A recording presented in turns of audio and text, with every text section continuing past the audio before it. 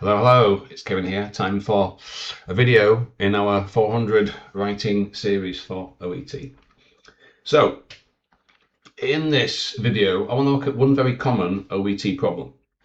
It's not grammar, it's not vocab, it's not, content, conciseness and clarity. Specifically, organisation. Now, what happens with a lot of people in OET, they take the case notes and simply follow them in chronological order. That does have a certain logic to it. And, under time pressure of the exam, seems like a logical step, as I say. But in a referral, especially if it's urgent, chronological order is not always the best for the reader. So what we're going to look at here is don't follow the timeline, follow the purpose. As I keep saying in my classes on italki, audience and purpose. Who are you writing to and for why? So let's have a look at our task. Here's the notes. I'll scroll down. So what we have here is a referral to a consultant surgeon. Let's go, here we go. So we go to the task first, okay? Write a letter of referral, Dr. Frears, consultant surgeon, in your letter, blah, blah, blah, request a review for a management. Okay, now it doesn't necessarily say urgent there, but if you look at the notes, you can see it would seem to be so, right? Again, you've got to read between the lines here. So we can have a look, just scroll up to the top. Okay. And go. Patient has been sent to you. This is the clue. Emergency department with acute abdominal symptoms. That tells us it's urgent. Even though in the task it doesn't actually say urgent. You've got to pick it out of the notes. So we can see the patient, right, Mr. Price. Let's go through it. Okay, we'll go through for today. Okay, scan shows grossly dilated loops of bowel, compressed assessment, complete distal bowel obstruction. Refer to general surgery. Okay, so before we even start writing, we need to ask, what does a surgeon need to know first? Does the surgeon need to know when he was first diagnosed with Crohn's disease in 2003? Does he need to know that? Does he need to know what's happening right now and why this is urgent? So that distinction controls the organization of the letter. So let's take a look at the original. Okay, here we have the learner's original letter here. You can see it. So far, so good. The purpose sentence is pretty clear. Okay, refer Mr. Price, urgent assessment due to complete distal bowel obstruction. Very good. But then what happens immediately afterwards? He goes back to the beginning, 2003. 2016, 2018, and then he moves to July the 26th, then the 27th.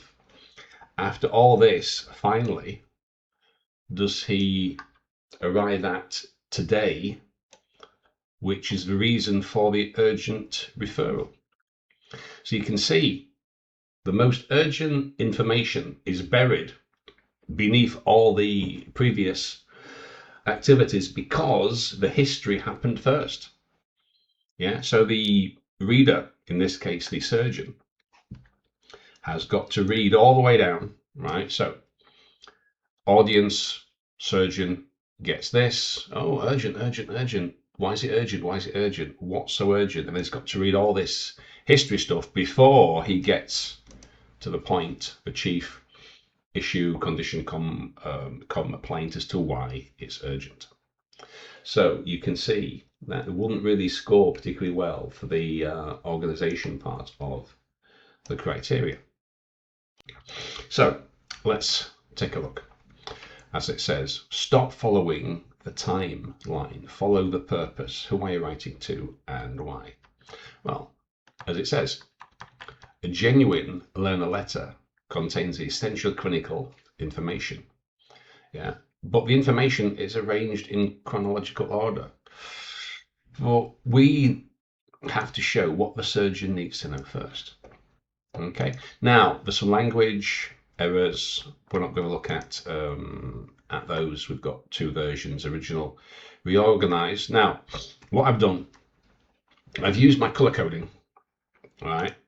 So you can see the case notes here, what the candidate sees. Right. So you've got the background, you've got the recent stuff, and you've got now. Yeah, so you can see the organization there and the action. So the trap, the notes naturally move from 2003 to today. That's good for recording these at case, but it doesn't automatically create the best order for the reader. And that's what we're trying to do. Yeah. So let me scroll back up, get rid of that. Okay, now that's the original. Okay, so you can see the color coding. I'm writing to refer, Mr. Price. Then we've got the history, we've got the background, and we've got the today's, so the visit. Okay, now let's have a look at this, right? So this is what the reader sees, yeah? Goes all the way through. So the strongest evidence appears at the end. If we look at the reorganization though, purpose, okay. Original, reorganized, July, admission, today, urgent review, etc. Like it says, the reader shouldn't have to wait, shouldn't have to read all the way down for the point. Yeah. So reorder first. After your purpose, ask, what does the reader need to know now? Or why does this patient need this reader's attention now? And that should shape the next paragraph in an urgent referral. So if we look at the reorganized version now, right? I haven't changed anything, just the order. So if we look at it now, okay, so we've got our purpose. I'm writing to refer, Mr. Price, urgent assessment, very good. And now the reader knows exactly why you want him to do the surgery now. Why is it urgent? Because despite treatment, Mr. Price remains symptomatic, so-and-so, confirming a complete distal obstruction. Okay, then give me the background, give me the history. Okay, that's much better. You can see here, the organization is a lot clearer for the reader, the audience. Okay, so this is what we've got to get, well, you have got to get used to doing, right? You've got your criteria, you've got purpose, content, conciseness and clarity, genre, style, organization, and language. So I hope you can see why the original, although not bad, would not score as highly for organization as version 2. Okay, so this is what you need to keep in mind. So you've got organization, it follows dates. A better version, what's the priority for the reader?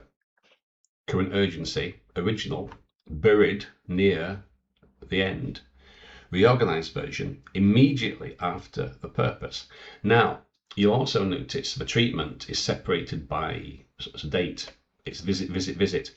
But now, because it's not that important, this is the important part, it's grouped as one clinical course. The background comes first, right? But now it's placed near the bottom because it's not that important.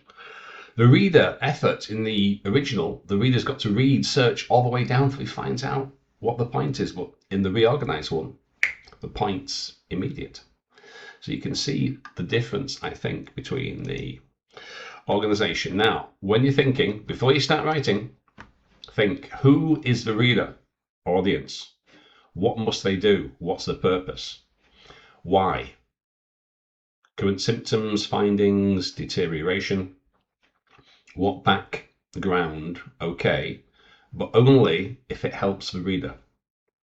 Okay, so chronology is a tool. It's not the default structure.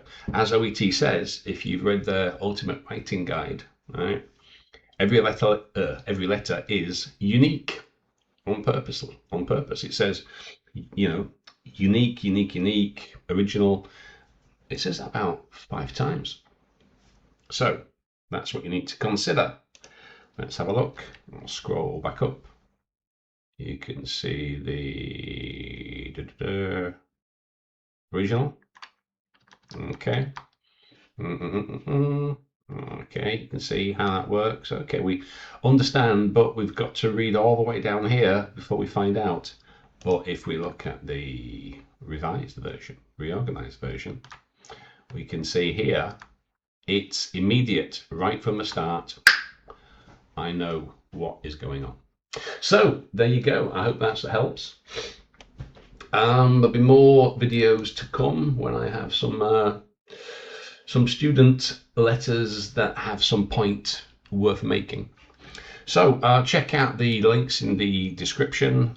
If you need help with the speaking section, I've got my Spotify, my podcast there.